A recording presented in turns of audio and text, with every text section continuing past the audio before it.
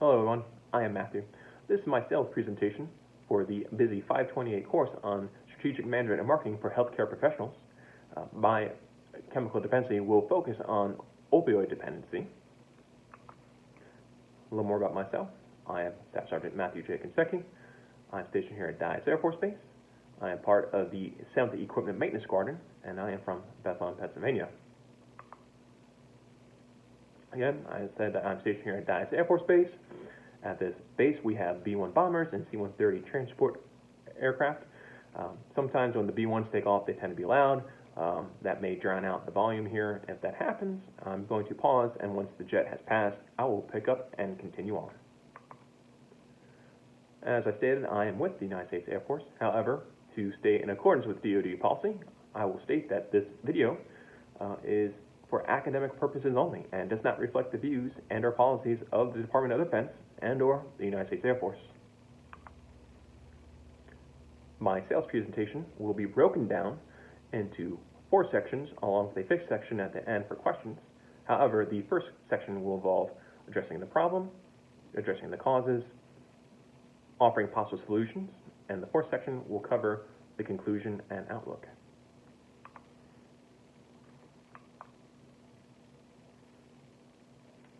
As many people know, the United States is facing an opioid crisis. However, other than that statement, most people do not know much more about that.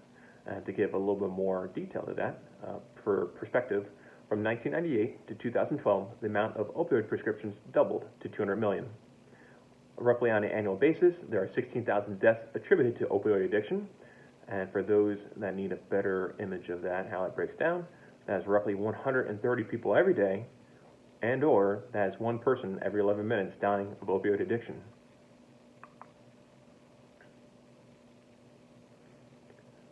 Causes for this opioid crisis can be attributed to many factors. However, some of the main ones can be addressed as increased expectation of pain management, the infiltration of big pharma into medical professions, and this has manifested in the doctors being incentivized to make decisions based upon profits and kickback and not necessarily ones in line with responsible care.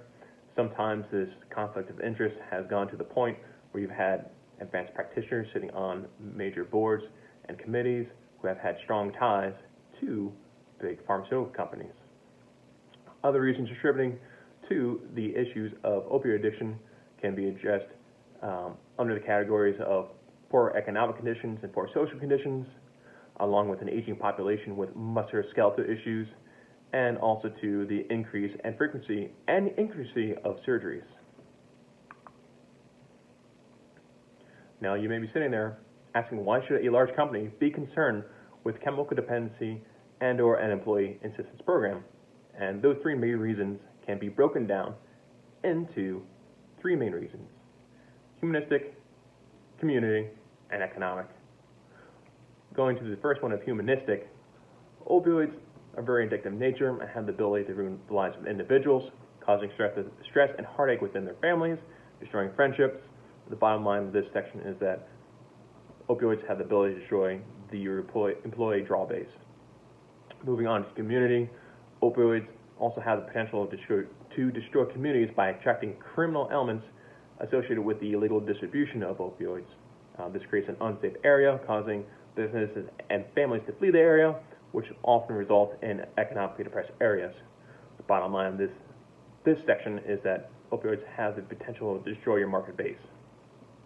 Moving on to the economic component, 1 in 3 Americans know someone who is currently and or has been addicted to opioids at some point in their life, which likely means that currently in your organization, there are probably individuals who are struggling with opioid addiction. It's important to note that employees who struggle with opioids have the documented potential to be more costly than workers who must draw upon worker compensation filings.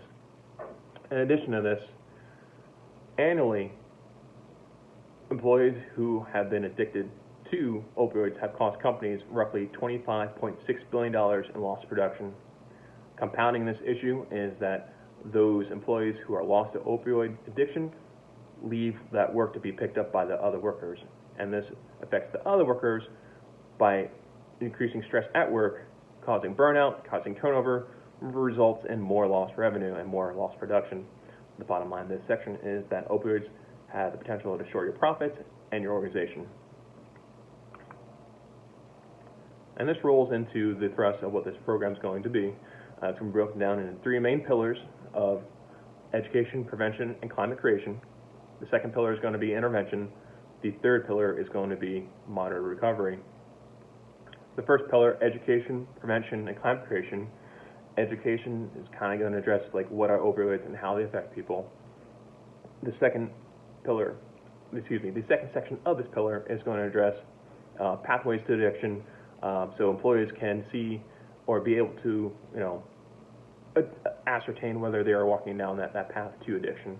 And third is going to be the creation of an environment through dialogue about the nature of addiction and also having addiction, kind of drawing the stigma of being addicted out of the shadows so we can get people the help that they need.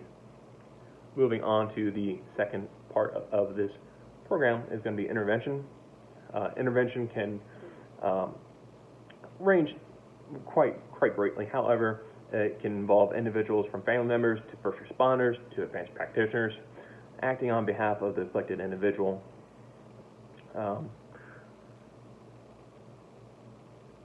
And again, it is important to note that we're going to try to emphasize that first part of this program. However, the reality is that we may not catch people on time, and that is why the program will feature comprehensive, proven rehabilitative resources and techniques, which will increase the likelihood of individuals to return to normal before they're to the levels that they had before their addiction. Again, this will be provided at an effective cost, and if costs do, on the off chance, exceed, there will be a economic assistance program provided as well. Another part of this program will involve self-identification.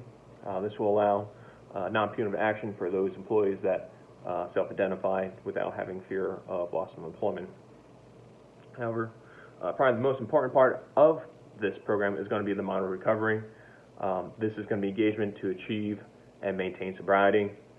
This is going to feature providing timely resources to those affected individuals so they don't self-discharge and honestly have withdrawal issues causing a relapse. Again, once we get you back up on that path, it is important to keep you on it, and a way that we can do this is offer hospital-based substance use disorder clinics and also use peer recovery coaches to help engage in that patient recovery process. Now, if you weren't able to ascertain from the previous slide, the opioid crisis did not occur overnight, and it probably won't be cleared up overnight as well. However, it is important to have one of these programs for the purpose of addiction does not discriminate, and decisions made today could very well save the life of your loved ones in the not too distant future. And it is important to do this, and there's a reason why I picked this verse of to give light to those who sit in darkness and in the shadow of death, to guide our feet into the way of peace. This relates to me on a personal level. After high school, I had a friend who became addicted to heroin.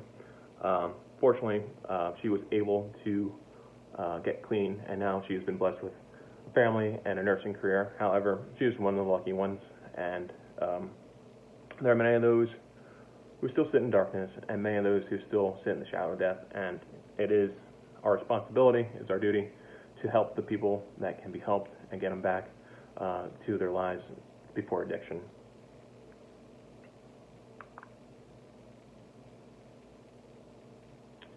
This is the question section I had mentioned earlier in the presentation.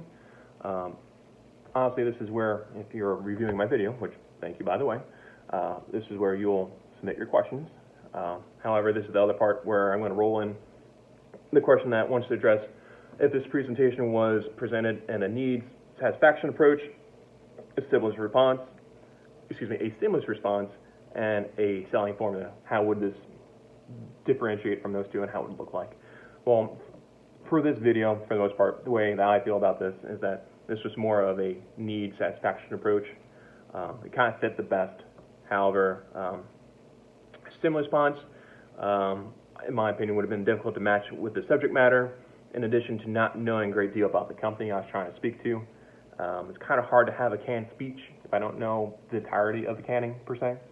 The selling formula probably been the one that would have worked best if I didn't pick the need satisfaction approach, strictly because, especially from the perspective of maybe some companies don't know about the opioid crisis, and that way you could go down a list of the AIDA and prove that, or at least convince them to the point that they have a need to have a employee assistance program that addresses chemical dependency, or what other issues that may come about. So again, it would vary in my opinion. However, the best one that I chose to go with was the needs satisfaction approach. And if there are no more questions, that will conclude my presentation. Thank you.